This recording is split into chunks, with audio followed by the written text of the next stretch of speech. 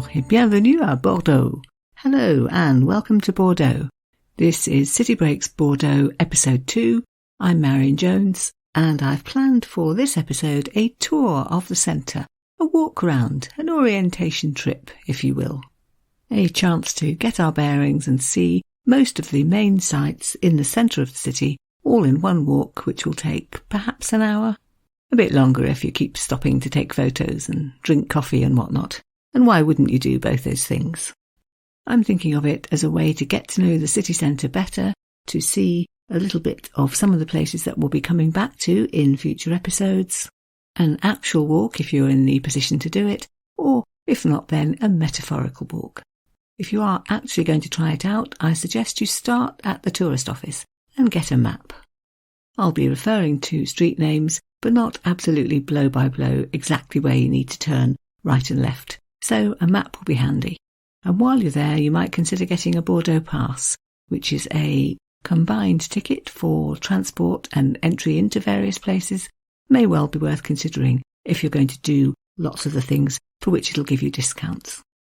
So then, once armed with a map, make your way to the Girondin Monument, which is very close to the tourist office, at the western end of that vast open space on the map called the Esplanade des Quinconces. The monument is definitely one of those must-see places in the city, so it's as good a place as any to start. Massive, 43 metres high, quite a complicated monument with lots of bits and pieces to it, but the general story is that it was built in the 19th century, right at the end, starting in 1894, to pay homage to a group of people who came from this area and became known as the Girondins. The Gironde is the name of the area just around Bordeaux. A number of politicians from there were part of the French Revolution. They were anti-monarchists, quite happy to see the demise of Louis XVI and the setting up of the National Convention and the Assemblée Nationale. But after that point, as is so often the way with revolutions, factions arose, and they were less radical than some of the other groups. This was really the beginning of the period known as the Reign of Terror, when one Maximilien Robespierre wanted to force through the aftermath of the revolution in ever more violent ways, and the Girondins opposed that. Result, in the end, 22 of them were rounded up, accused of being against the revolution, and executed. So really they came to be seen as martyrs. Yes, they had wanted democracy and liberty for the French nation, but they'd also fought against an excess of terror and violence. And here we have the monument to them. A huge fountain, a large central column, the Statue of Liberty, who else, on top, breaking her chains, and a whole collection of other pools and statues, think marble and bronze.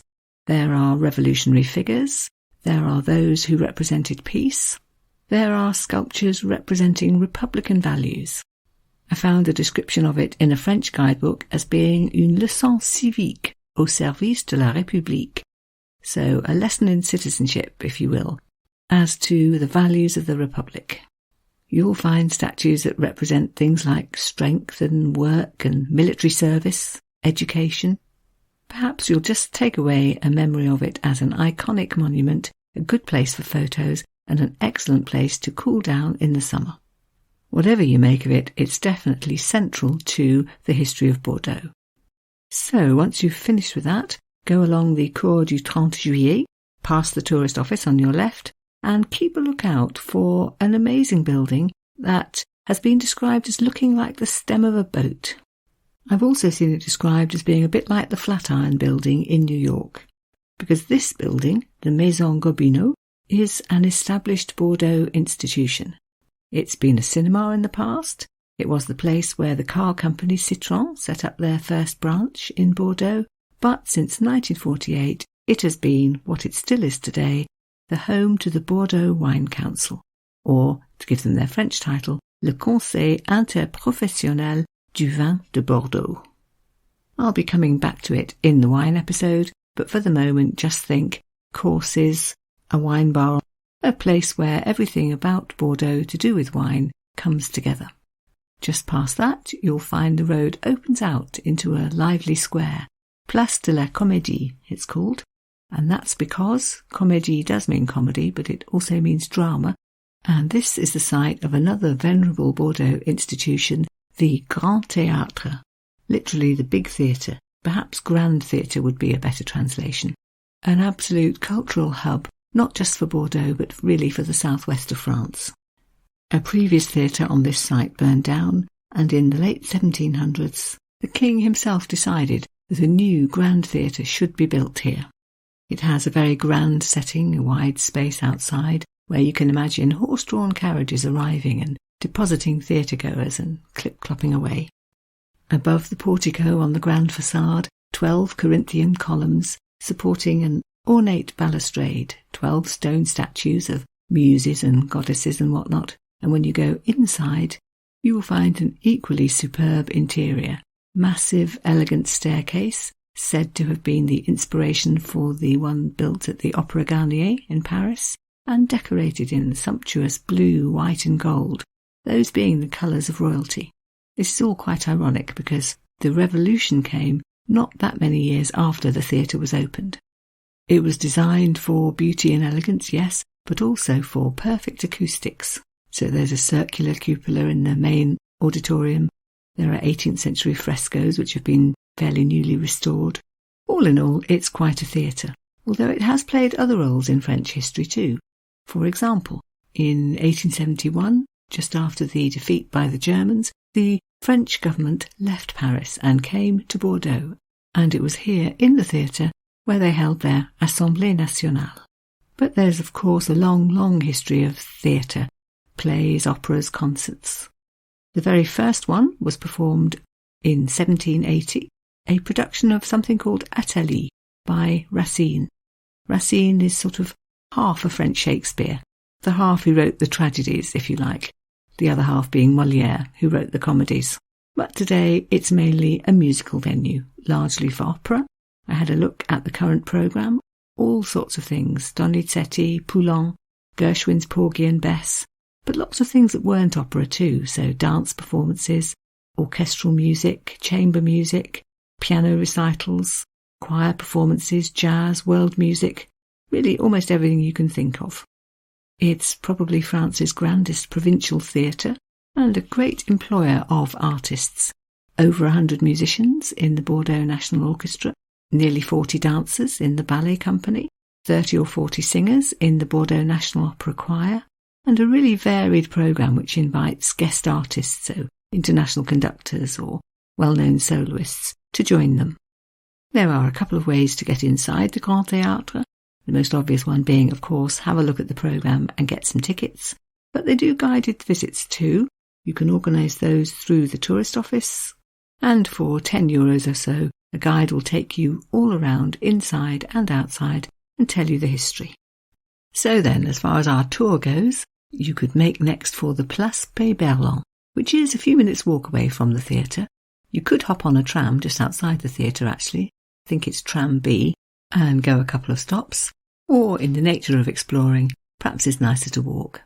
Place Pey-Berland, named after a former bishop of Bordeaux, is very much a central hub of the city. The cathedral's there for a start, but so are lots of big civic buildings, the town hall, the courts, a city archives building. It's huge, it's very attractive, it's framed by cafes and restaurants, so a very nice place to linger. You can go inside the town hall if you want to have a look around there, and certainly I would definitely recommend a visit inside the cathedral. La Cathédrale Saint-André, St Andrew's Cathedral, begun in the 12th century, one of those buildings that's had lots of bits added to it as time went on, but the early part is still visible, the Romanesque part of the cathedral, and it's interesting for all the usual reasons that old cathedrals are interesting, but particularly for one event which took place there on the 25th of July, 1137, and that was the marriage of Eleanor, Duchess of Aquitaine, to King Louis VII. If you seek out the older part of the cathedral, it's the western end, you'll soon see that it does look much older than the rest, and you will then be standing in the very building where this wedding took place. It doesn't look today exactly as it would have done then, because it would have been decorated with sculptures painted in very bright colours. You can see traces of the frescoes which were there on the walls even still today, and you can find halfway down on the right-hand side the royal portal, which is decorated above with 3 statues, one of Eleanor, one of Louis, and one of the bishop who married them. And just to give a flavour of this event, here's a quotation from a book called Eleanor of Aquitaine by Alison Weir. Quote, "On Sunday the 25th of July, 1137, Eleanor and Louis were married in the Cathedral of Saint-André in Bordeaux. The Archbishop of Bordeaux officiated, and the bride wore a rich gown of scarlet. Almost 1,000 guests attended. Not even Seneca could have fully described the variety of meats and rare delicacies that were there, nor the richness and variety of the presents and the pomp paraded for these nuptials. So, at the very least, wedding of the century. The marriage lasted 15 years, until 1152, when the Pope was persuaded to annul it, and only 2 months after that, Eleanor remarried, this time Henry Plantagenet, future Henry II of England. I'm going to talk a lot more about Eleanor in the next episode, actually. So for the moment, just a few more points of interest about the cathedral. It was, all through the medieval period and still today, a stopping point on the pilgrim's route to Santiago de Compostela. There are 3 churches mentioned in that context. I'll come back to those in another episode as well. Another event which would have seemed absolutely momentous at the time took place in 1305, when the Bishop of Bordeaux was anointed Pope here. In the 1440s, the Pey-Berland Tower was added. That's the bell tower which stands just next to the cathedral. And in 1615, another royal wedding, this time Louis XIII and his bride Anne of Austria, who were both, I believe, aged 14 at the time. Perhaps unsurprisingly, there was a long period before they had any children, but when they did eventually produce a son, he was the baby who grew up to be, yes, you've guessed it, Louis XIV. In common with so many other French cathedrals and churches, a very turbulent time during the Revolution. There was a fire in 1787, and by 1793, when the new regime was firmly in place, the cathedral was no longer used as a church at all, but as a storage place for hay. When you finish looking around the cathedral, definitely worth going next door to the tower as well. I think you have to book in advance to be allowed to climb that, but it's definitely worth it for the views that you'll get from the top. It was built in the 15th century as a bell tower, although I did read that they didn't actually get around to putting any bells in it until the 19th century. And it was named after the bishop at the time, one Pey-Berland, who did a lot for Bordeaux. He founded the university, and he was the patron of this building. It is certainly a magnificent edifice, 233 steps up to the top, from where you will get what my French guidebook described as un panorama unique. Plus there is a beautiful golden statue up there, Our Lady of Aquitaine, gazing out over the Médoc countryside, where Monsieur Pey-Berland, who paid for the tower, was born. To continue our tour from this square, I would suggest finding the Cour Pasteur and making your way down to the Musée d'Aquitaine, which you'll find on the left-hand side. Wonderful building, which I'll be coming back to in a number of episodes. It's the city's museum, a very grand frontage. It was a university building, I think, before it became a museum, and fittingly along the front, a range of statues of famous people.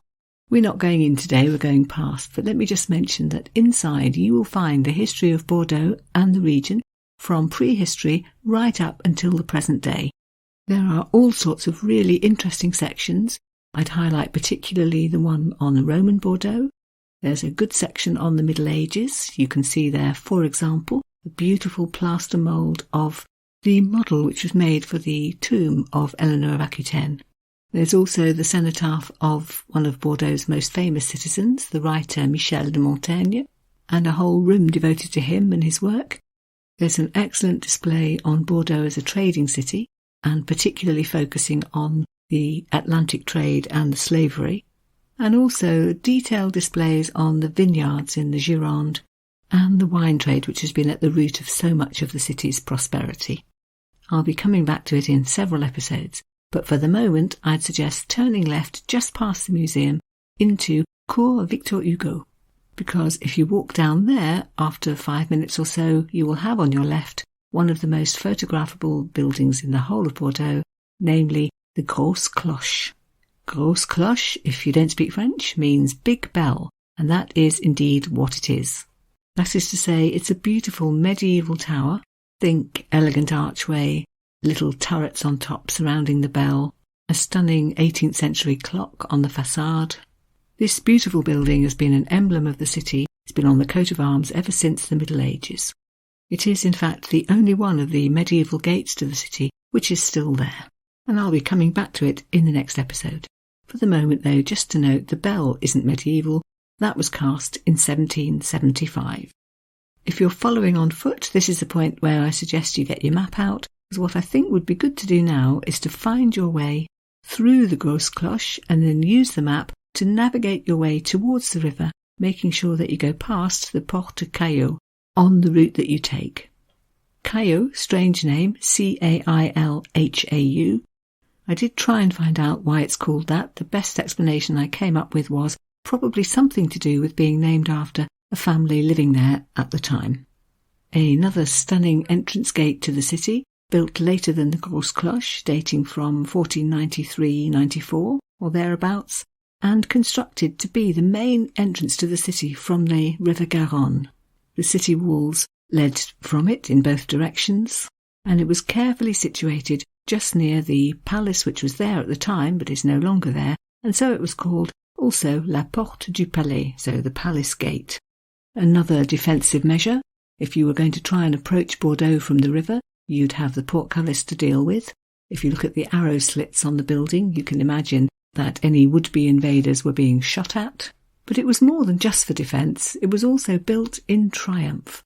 In the year 1495, so as the tower was being constructed, was a decisive year for the French, because it was when their king, Charles VIII, had a victory in Italy at the Battle of Fornovo, just outside Naples, which allowed him to bring French troops home in safety. And so, of course, he wanted this put up partly as a triumphal arch to recognise his achievements. Hence the elegant turrets, the mullioned windows, the statue of him at the battle, and the royal coat of arms, all to be seen on the facade.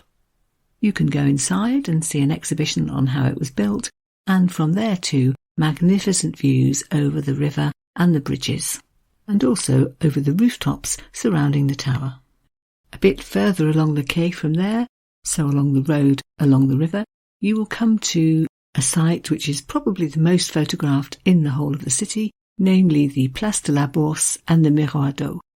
So, to take the square first, which will be on your left, it was begun in 1730, took 25 years to build, and was intended right from the start to be a real showplace of, seen from that perspective anyway, modern Bordeaux. So, away with the medieval, with the tiny little streets, let's build a magnificent open square. A square with 3 sides, because the 4th one would be provided by the River Garonne just opposite. Somewhere that would show the city looking outwards to the river and the world beyond, and would allow travellers arriving by river to see first of all the most beautiful vista of Bordeaux. It was all designed by Louis XV's first architect. I don't know how many he had, and this man, one Jacques Gabriel, thought big. When he saw the site, he said, quote, "Never before have I beheld so charming a vista, and a spectacle so wondrous. Here," he continued, "more than any other place, should something be built for posterity." I think we can agree he managed that. A visitor who came in 1785, one Madame de la Roche, was blown away too. She particularly admired the statue of Louis XV, set up in the middle of the square, and no, it's not there today, because of course the revolution did away with him, but she liked the way he, quote, "seemed to contemplate the Garonne, full of trading ships."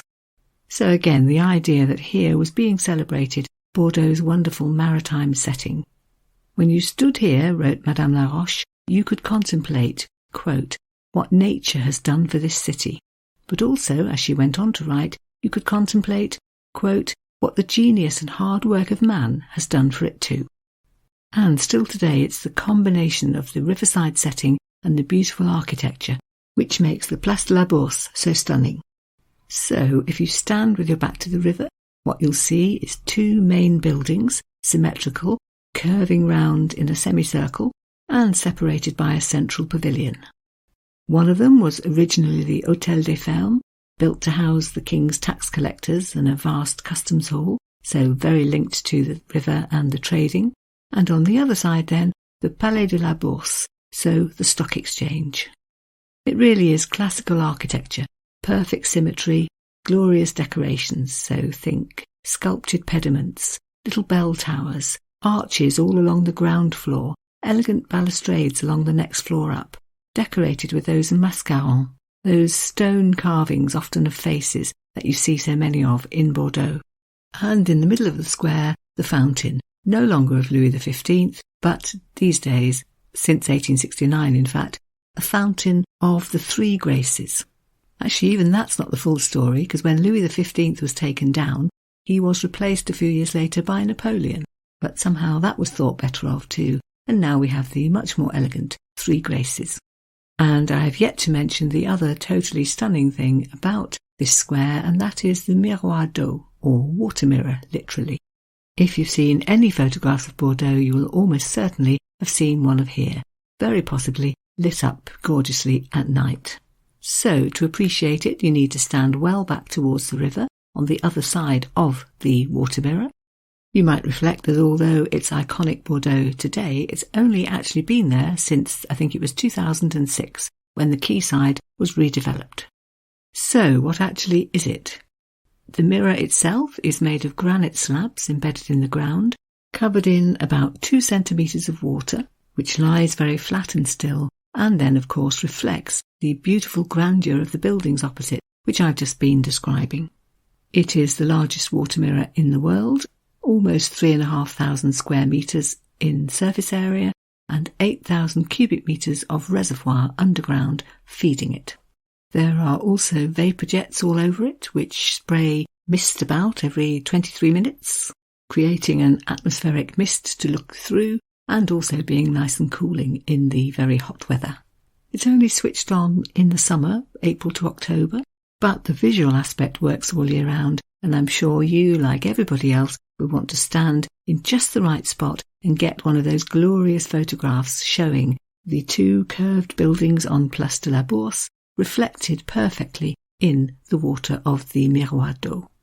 If you keep walking along the quay, you will pass lots more elegant 18th century facades on your left, and you'll have, of course, the river on your right. You can do some musing about taking a whole morning or afternoon to walk up and down it, or perhaps to hire bikes. But before too long, turn left into the Esplanade des Quinconces, which will be very obvious on your map, and which you can't fail to spot because of its huge size. One of the guidebooks I consulted described it as an improbable desert at the heart of the city. I think it's the largest square in the whole of Europe, and yes, it does seem unlikely to find such a quantity of vast open space in the heart of a busy city like Bordeaux. How did this come about?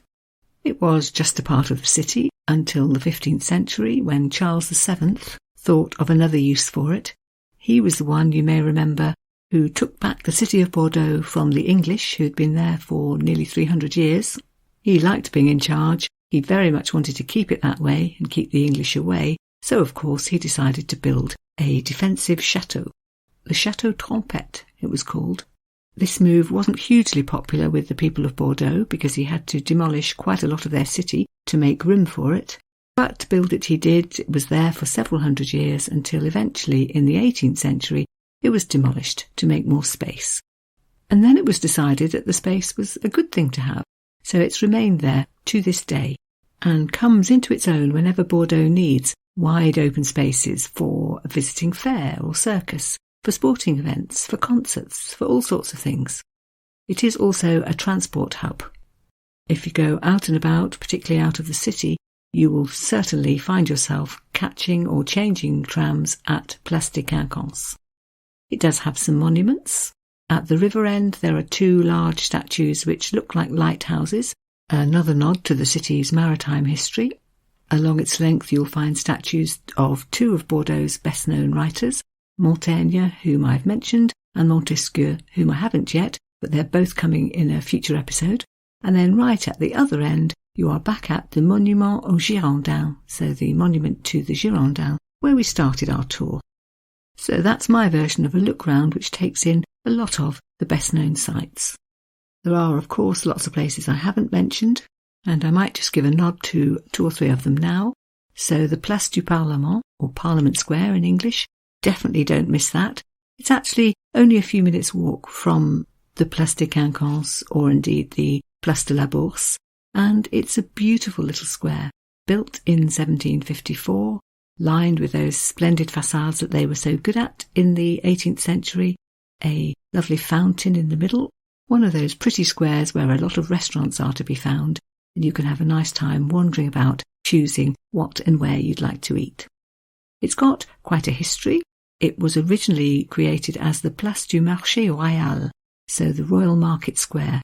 Needless to say, the revolution put paid to that, and it was hastily renamed as, you could probably guess, Place de la Liberté, Liberty Square, or Freedom Square, but in fact renamed again Place du Parlement in honour, I think, of the fact that the Parliament was the institution set up after the revolution.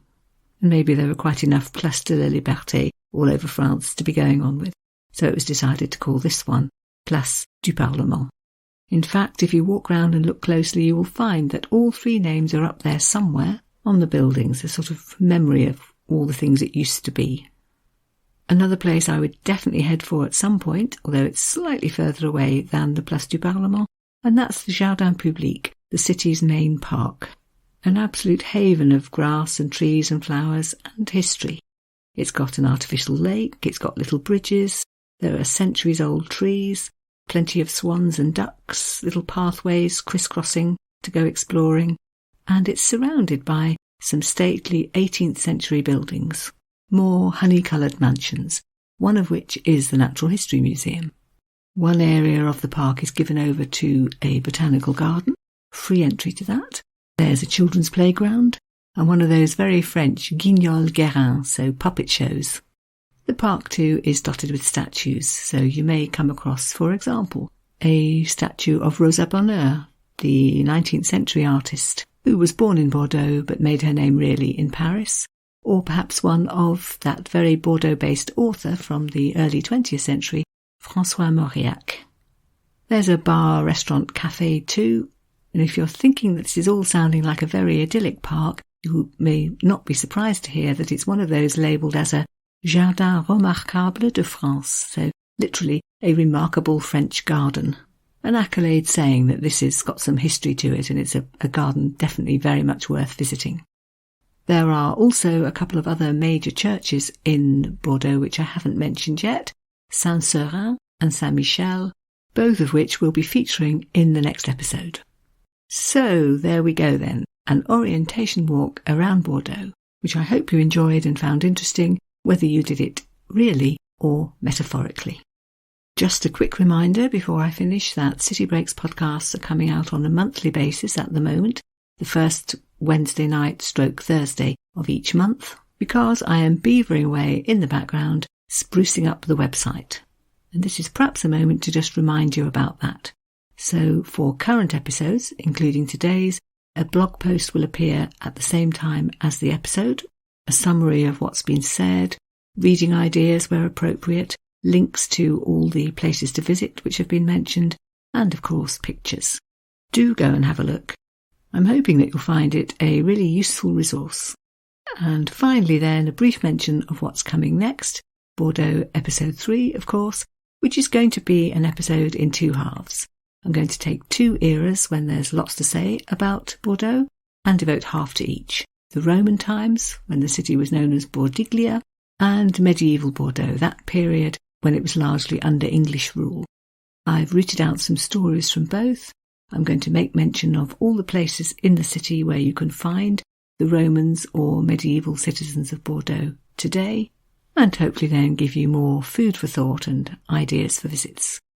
So then, without further ado, merci bien, thank you very much for listening, and until next time, goodbye. À la prochaine fois, au revoir.